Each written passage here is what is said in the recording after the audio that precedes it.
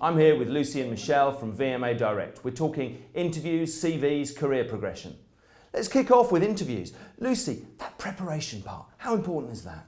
It's so important, and unfortunately sometimes it does get missed out a little bit because everyone's busy researching. The internet is an amazing source of information. You need to understand the company, you need to understand the role that you're applying for, and that is the first port of call for any interview preparation.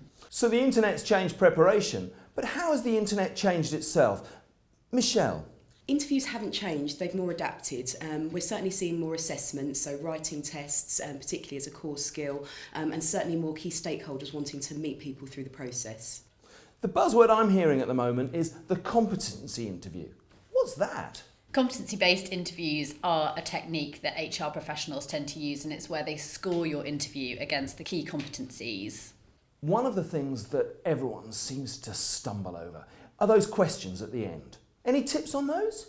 Absolutely. I think if you've got questions to ask, which hopefully if you've done your preparation, you will have questions, then do so.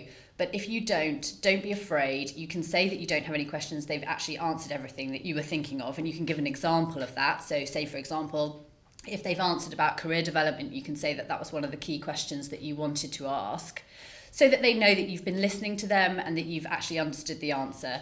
What happens if it all goes wrong? Any mishaps and any tips on how to recover from those mishaps?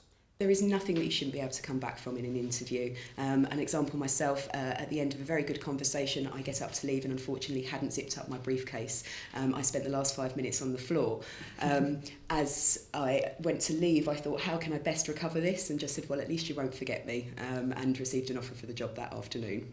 Fantastic, congratulations. Thanks both of you.